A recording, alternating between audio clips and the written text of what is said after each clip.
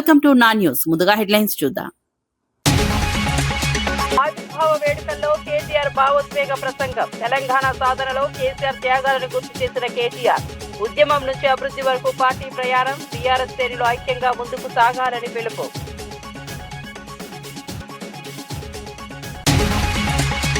ఎమ్మెల్సీలుగా అజహరుద్దీన్, కోదండరాం ప్రమాణ స్వీకారం. శాసనమండలి చైర్మన్ సమక్షంలో ప్రమాణం చేసిన నేతలు, మంత్రులు. కార్యక్రమంలో పాల్గొన్న సీఎం రేవంత్ సహా పలువురు నేతలు. ప్రజాసేవకు కట్టుబడి ఉంటామని కొత్త ఎమ్మెల్సీల హామీ.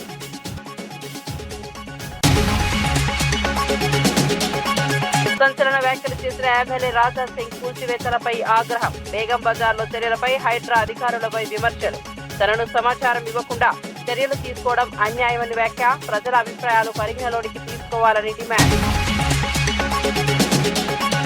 జగన్ పై మంత్రి వాసంశెట్టి సుభాష్ ఘాటు వ్యాఖ్యలు. రాష్ట్రాన్ని 5 ఏళ్లలో నాశనం చేశారని ఆరోపణలు. తప్పుడు ప్రచారాలతో ప్రజలను తప్పుదో పట్టిస్తున్నారని విమర్శ. చంద్రబాబు పాలనలో అభివృద్ధి జరుగుతుందని వ్యాఖ్యలు.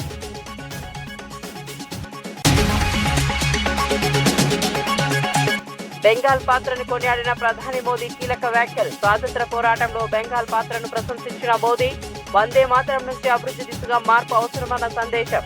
ఉపాధి భద్రతపై ప్రత్యేక దృష్టి సారిస్తామని హామీ. ఇక వార్త వివరాల్లోకి వెళ్తే, BRS working president KTR party ఆవిర్భావ దినోత్సవం సందర్భంగా భావోద్వేగంగా ప్రసంగించారు. తెలంగాణ భవన్లో జరిగిన కార్యక్రమంలో మాట్లాడుతూ తెలంగాణ సాధన కోసం కేసీఆర్ చేసిన త్యాగాలను గుర్తు చేశారు. అన్ని పదవులను వదులుకొని 25 ఏళ్ల క్రితం జలదృశ్యంలో పార్టీని స్థాపించారని పేర్కొన్నారు. ఉద్యమ కాలంలో ప్రజలను ఐక్యం చేసి రాష్ట్రాన్ని సాధించామని తెలిపారు. ఆ తర్వాత అధికారంలో రాష్ట్రాన్ని అభివృద్ధి దిశగా నడిపించామని అన్నారు. ప్రస్తుతం ప్రతిపక్షంగా ప్రజల గొంతుకుగా నిలుస్తున్నామని స్పష్టం చేశారు. పార్టీ శ్రేణులు ఐక్యంగా ముందుకు సాగాలని పిలుపునిచ్చారు. ఈ ప్రసంగం కార్యకర్తల్లో ఉత్సాహాన్ని నింపింది. బీఆర్ఎస్ భవిష్యత్తు దిశపై కీలక సందేశాలు ఇచ్చారు. తెలంగాణ రాష్ట్రం ఏర్పడితేనే ఒక స్వీయ రాజకీయ శక్తిగా తెలంగాణ ప్రజలు ఎదిగితేనే ఈ ప్రాంత సమస్యలకి చరమగీతం పాడొచ్చు. శాశ్వతంగా ఈ ప్రాంతం గతంలో ఏదైతే సిరి సంపదలతో తొలతూగిందో అట్లా మళ్లీ ఉద్భవించవచ్చు అనే ఆలోచనతో పెద్దలు కేసీఆర్ గారు ఆనాడు 25 వసంతాల కిందట పార్టీని ఏర్పాటు చేసి కొండా లక్ష్మణ్ బాపూజీ గారు ఇచ్చిన ఆశ్రయం జలదృశ్యంలో జెండా ఎత్తిన విషయం మీకు తెలుసు. మరి 25 సంవత్సరాల్లో ఒక అరుదైన చరిత్ర కలిగిన పార్టీ బీఆర్ఎస్ పార్టీ. మొదటి 14 ఏళ్లు తన పోరాటంతో తెలంగాణ ప్రజలను ఐక్యం చేసి తెలంగాణ జాతిని మొత్తంగా ఎక్కడికక్కడ లక్షల సంఖ్యలో సమీకరిస్తూ వారికి తెలంగాణ రాష్ట్ర ఏర్పాటు ఆవశ్యకతను బోధిస్తూ అంబేద్కర్ గారు చెప్పిన విధంగా బోధించు, సమీకరించు, పోరాడు అన్నట్టుగా అడుగడుగున పోరాటాలు చేస్తూ ఢిల్లీ మెడలు వంచిన పార్టీ ఈ గులాబీ జెండా పార్టీ, ఈ బీఆర్ఎస్ పార్టీ. 10 ఏళ్ల పాటు ప్రజలు అధికారం ఇస్తే మరి ఒక బాధ్యతగా భావించి రాష్ట్రం సాధించిన పార్టీకే ప్రజలు బాధ్యతనివ్వడాన్ని ఒక గౌరవంగా భావించి రాష్ట్రాన్ని అగ్రభాగాన 10 ఏళ్ల తన పరిపాలనలో నిలబెట్టిన నాయకుడు మహానాయకుడు కేసీఆర్ గారు. అట్లా నడిపిన పార్టీ బీఆర్ఎస్ పార్టీ. అదేవిధంగా గత 2.5 సంవత్సరాలుగా ఈ దుర్మార్గ అరాచక పాలనకు వ్యతిరేకంగా తెలంగాణలోని కోట్లాది మంది అణగారిన వర్గాల తరపున, అణగారిన ప్రజల తరపున ఇవాళ వారి గొంతుకై నిలుస్తున్నది బీఆర్ఎస్ పార్టీ. ఆనాడు 14 ఏళ్లు ఉద్యమ పార్టీగా, 10 ఏళ్లు హైదరాబాద్ లో ఎమ్మెల్సీలుగా అజహరుద్దీన్, ప్రొఫెసర్ కోదండరాం ప్రమాణ స్వీకారం చేశారు. శాసనమండలి చైర్మన్ గుత్తా సుఖేందర్ రెడ్డి వారితో ప్రమాణం చేయించారు. ఈ కార్యక్రమానికి సీఎం రేవంత్ రెడ్డి, పలువురు మంత్రులు హాజరయ్యారు. గవర్నర్ కోటాలో వీరిని ఎమ్మెల్సీలుగా నియమిస్తూ ప్రభుత్వం ఇటీవల ఉత్తర్వులు జారీ చేసింది. ప్రమాణ స్వీకారంతో వీరి రాజకీయ పాత్ర మరింత కీలకమైంది. ప్రజా సమస్యల పరిష్కారంలో చురుకుగా పనిచేస్తామని హామీ ఇచ్చారు. భారతదేశ సార్వభౌమాధికారాన్ని, సమగ్రతను కాపాడుతానని, నేను స్వీకరించబోయే కర్తవ్యాన్ని శ్రద్ధాశక్తులతో నిర్వహిస్తానని పవిత్ర హృదయంతో ప్రతిజ్ఞ చేస్తున్నా.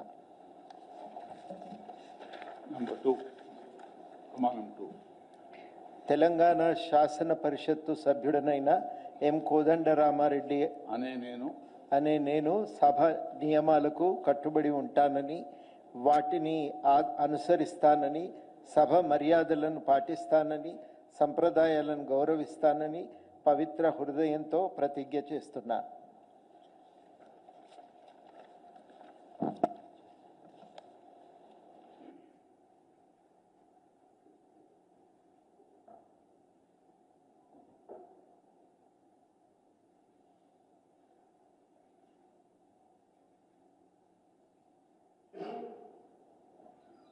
శ్రీ మహమ్మద్ అజీజుద్దీన్ గారు. Muhammad Azizuddin Azharuddin, having been nominated a member of the Legislative Council, do swear in the name of Allah that I will bear true faith and allegiance to the Constitution of India as by law established, that I will uphold the sovereignty and integrity of India, and that I will faithfully discharge the duty upon which I am about to enter. I, Muhammad Azizuddin Azharuddin, member of Telangana Legislative Council, do swear in the name of Allah that I shall abide by and follow the rules, observe the etiquette and respect the conventions of the House.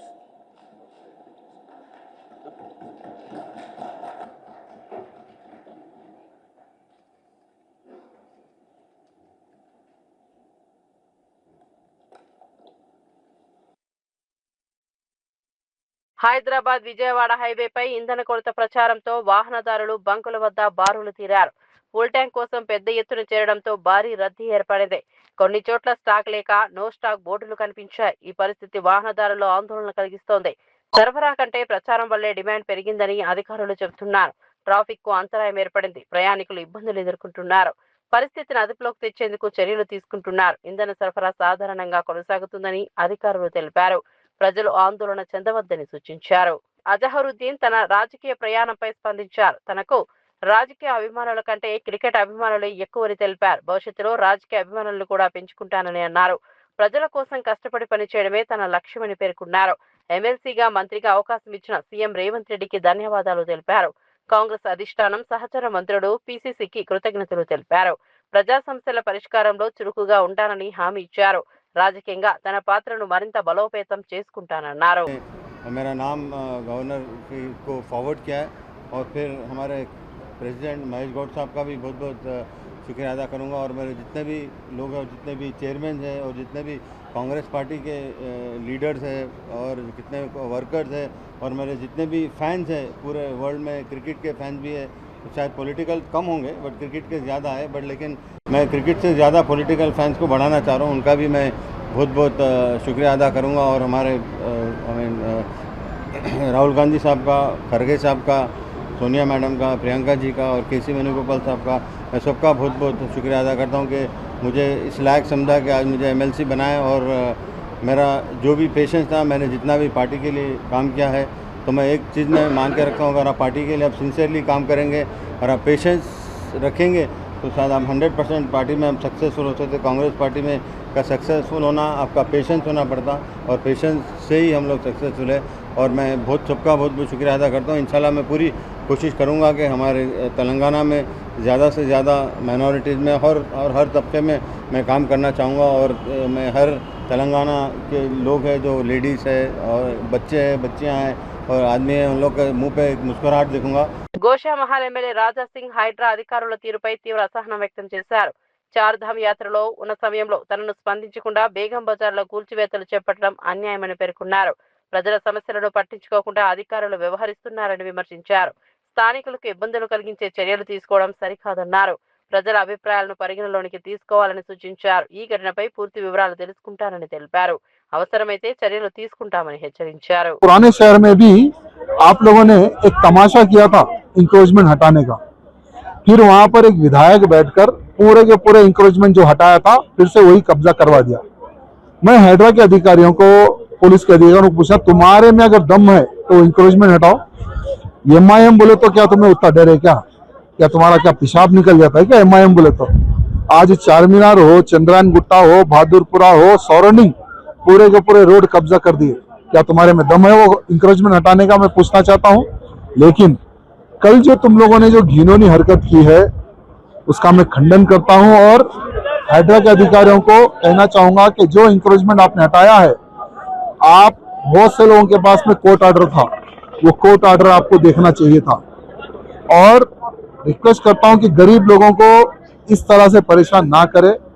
Revanth Reddy ji, ये Hydra के लोग जो demolish कर रहे हैं, जो गरीब लोगों को जो परेशान कर रहे हैं, आप सोच रहे होंगे कि आपको प्लेस होगा. प्लेस नहीं, इस बार म्युनिसिपल कॉर्पोरेशन इलेक्शन में एक भी कांग्रेस की सीट नहीं जीतेगी, याद रखना.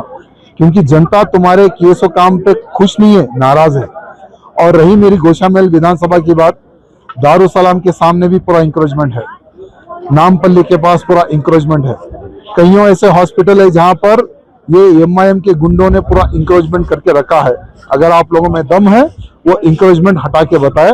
और कल जो आप लोगों ने जो हरकत की है ये बहुत गलत किया है।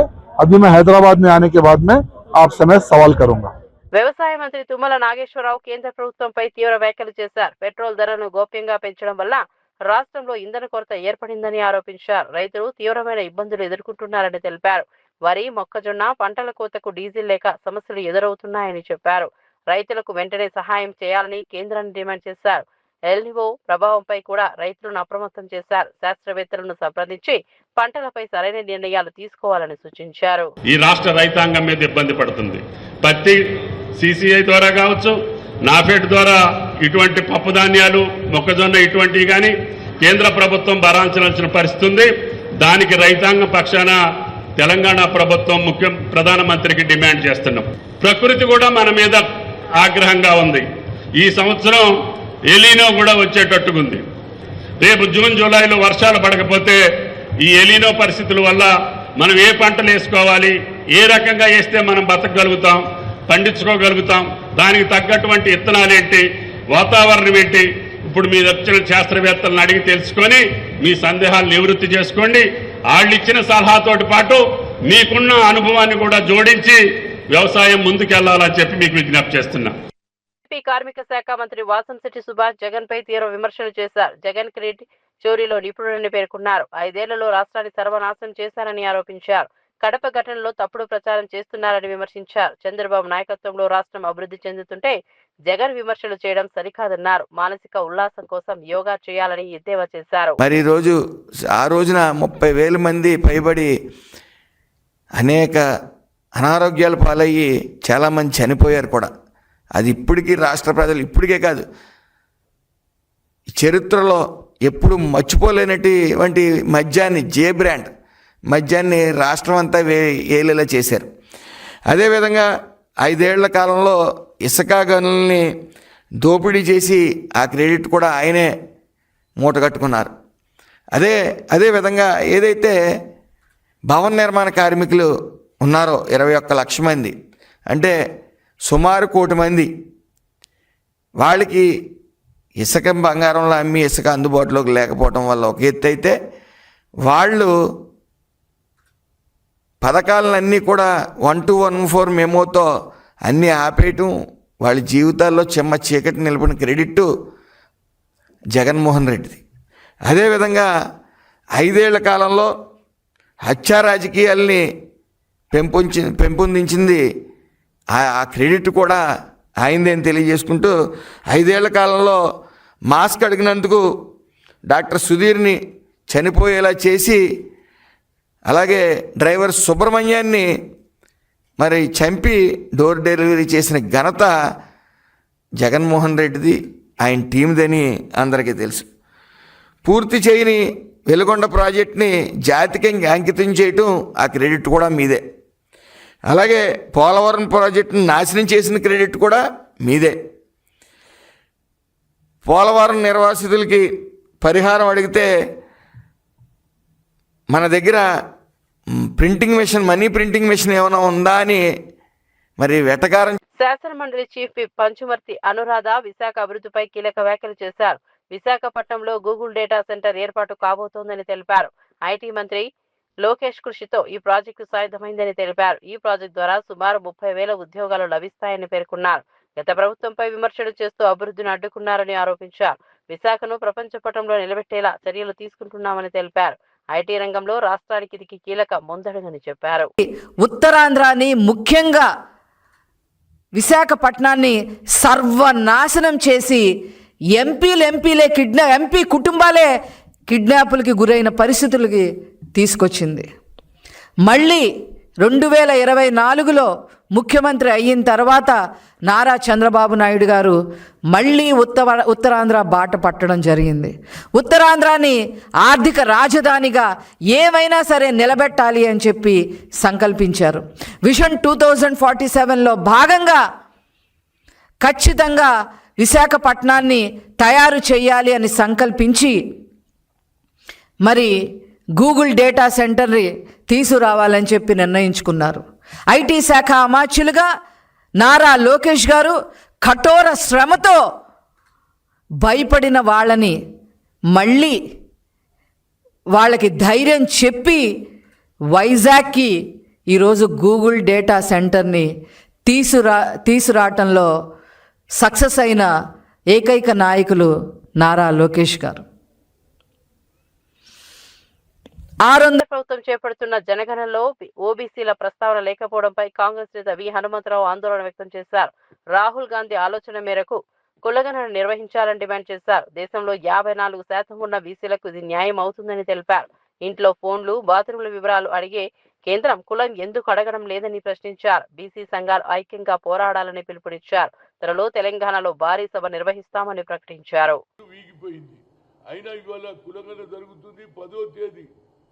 మే 10 లోపల మీ డిజిటల్గా మీ కులాలు చెప్పాలి అంటున్నారు. కులాలు కాదు అట, ఇండ్ల లెక్కనట. ఇండ్లలో మీ ఇంట్లో బాత్రూమ్ ఉన్నదా, మీది చెత్త ఉన్నదా, మీ మురికి నీళ్ళు ఎక్కడ పోతాయి, నీ దగ్గర సెల్ ఫోన్ ఉందా, ఇవన్నీ ఏంది ఇది నాకు అర్థం కాదు. ఇవాళ రాహుల్ గాంధీ గారు సరి అయినా నేను మొన్న కలిసిన రాహుల్ గాంధీ గారిని, సార్ మీరు అన్న తర్వాతనే తెలంగాణ రాష్ట్రంలో ఏదైతే మీరు తీసుకున్న నిర్ణయాన్ని 10 జిల్లాలు తిరిగిన తర్వాత రేవంత్ రెడ్డి గారు కామారెడ్డిలో సిద్ధరామయ్య సమక్షంలో 42% అన్నాడు పిసిసి అధ్యక్షుడుగా. కానీ ఆయన ముఖ్యమంత్రి రావు. ఎవరు ఓట్లేసారు? మేము అందరం ఓట్లేస్తేనే గెలిచిర్రు బీసీలు అధ్యక్ష సంఖ్యలో. ఆ బీసీలలో మైనార్టీలు కూడా ఉంటారు. అయితే ఇప్పుడు ఏమైంది? ఈ జనగణలో కులగణ లేదయ్యో, బీసీలో పత్తనే లేదు. అంటే మేము బీసీలో ఓట్లేసారు మిషన్ల మారబాబు. మా ఓట్లతో ఎవడన్నా గెలుస్తాడు ఏ అసెంబ్లీ సెగ్మెంట్లో కానీ, అదేవిధంగా ఏ పార్లమెంట్లో కానీ. నేను ఆనాడు బిల్లు పెడితే ఐఐఎంలో బిల్లు పెట్టినాం. సుప్రీంకోర్టు కొట్టేసి there is no reservation for OBC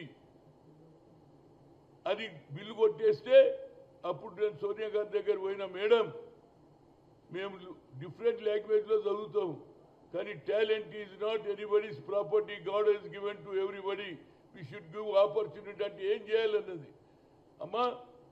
ప్రధాని నరేంద్ర మోదీ బెంగాల్ చరిత్ర, సంస్కృతిపై కీలక వ్యాఖ్యలు చేశారు. దేశ స్వాతంత్ర పోరాటంలో బెంగాల్ ప్రజలు కీలక పాత్ర పోషించారని కొనియాడారు.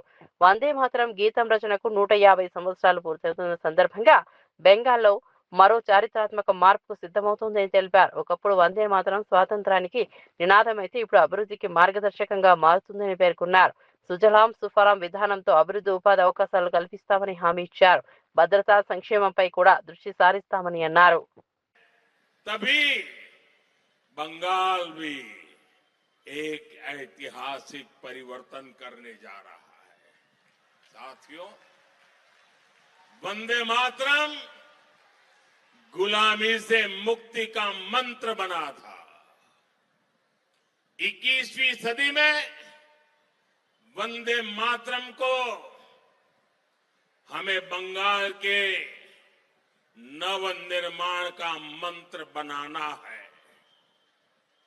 मैं बंगाल के हर परिवारजन को भरोसा दिलाता हूं, हम सुजलाम सुफलाम को नीति बनाएंगे, सस्य श्यामलाम को रोजगार की प्रेरणा बनाएंगे, मलयज शीतलाम को सुख समृद्धि का स्रोत बनाएंगे और दुर्गा की शक्ति को सुरक्षा और न्याय की 25వ ఆవిర్భావ దినోత్సవ వేడుకలు తెలంగాణ భవన్లో ఘనంగా నిర్వహించారు.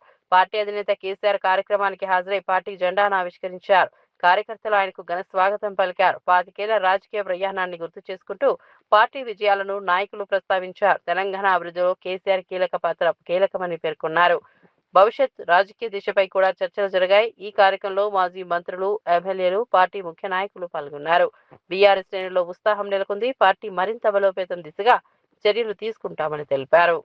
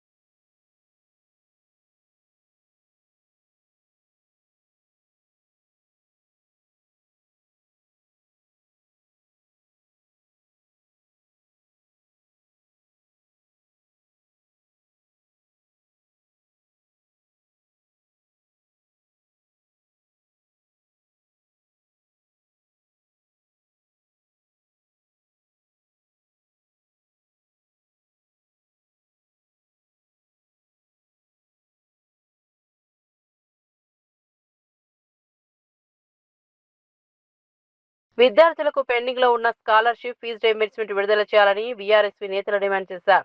రాష్ట్ర ప్రధాన కార్యదర్శి నాగార్జున ముదిరాజ్ ఆధ్వర్యంలో జిల్లా కలెక్టర్కు వినతి పత్రం అందజేశారు. 3 సంవత్సరాలుగా బకాయిలు పెండింగ్ లో ఉండడంతో విద్యార్థులు ఇబ్బందులు ఎదుర్కొంటున్నారని తెలిపారు. దాదాపు 11,000 కోట్ల రూపాయలు విడుదల కావాల్సి ఉందని పేర్కొన్నారు. ఎస్సీ, ఎస్టీ, బీసీ, మైనార్టీ విద్యార్థులు ఈ పథకాలపై ఆధారపడి చదువుతున్నారని అన్నారు. వెంటనే బకాయిలు విడుదల చేయాలని ప్రభుత్వంపై ఒత్తిడి తీసుకురావాలని డిమాండ్ చేశారు. విద్యార్థుల భవిష్యత్ దృష్ట్యా ఈ సమస్యను తక్షణమే పరిష్కరించాలని కోరారు. ఒకటే డిమాండ్ చేస్తున్నాం బీఆర్ఎస్ ఆధ్వర్యంలో. మరి పెండింగ్ ఉన్నటువంటి సిఎంఎస్ స్కాలర్షిప్ దాదాపు ఇప్పటికీ 11,000 కోట్ల రూపాయలు మరి పెండింగ్ లో ఉన్నాయి. మరి వివరానికి మీరు చేతిలో వస్తున్న రేవంత్ రెడ్డి సీఎం గారు మరి అదిగా కమిషన్ కాంట్రాక్టుల మీద చొరవ కానీ మరి విద్యార్థులు చదువుకున్న స్కాలర్షిప్ పేరు మీద లేదో మరి ముఖ్యంగా మరి మూసీ పేరు మీద 1,50,000 కోట్లు ఇవ్వడానికి మరి ఒక ప్రజాధనాన్ని దుర్వినియోగం చేస్తుంది. కానీ విద్యార్థులు చదువుకున్నటువంటి పేద విద్యార్థులు అభివృద్ధి కోసం నేటి బాగాలేదు ఎప్పుడు బరువులనే విధంగా మరి ఏ విధంగా విద్యార్థులకు తీవ్రమైన స్కాలర్షిప్ ఇవ్వడానికి చేయడం తక్షణమే విడుదల చేయాలని చెప్పి డిమాండ్ చేస్తున్నాం. మరి ముఖ్యంగా మరి ఏదైతే విద్యార్థులను నిరుద్యోగుతని మరి ఎలక్షన్ ముందు పాముగా వాడుకొని అధికారంలో వచ్చేటువంటి రేవంత్ రెడ్డి గారు మరి ఇప్పటి వరకు ఒక ఉద్యోగం ఇవ్వలేదు, విద్యార్థికి ఒక సంక్షేమ పథకం ప్రవేశపెట్టలేదు, ఉద్యోగ విద్యార్థులు చనిపోతారు, వాడి అభివృద్ధి చేయట్లేడు. మరి ఎక్కడ సోయి ఉందంటే ఎక్కడ కమిషన్లు వస్తాయి, మరి ఎక్కడ ప్రజాజనాన్ని దుర్వినియోగం చేయాలని చెప్పేసి దృష్టిని తప్ప కానీ ఎక్కడ కూడా మరి విద్యారంగంపై కుంటిపడే విధంగా కాంగ్రెస్ పార్టీ ప్రభుత్వం ఉంది.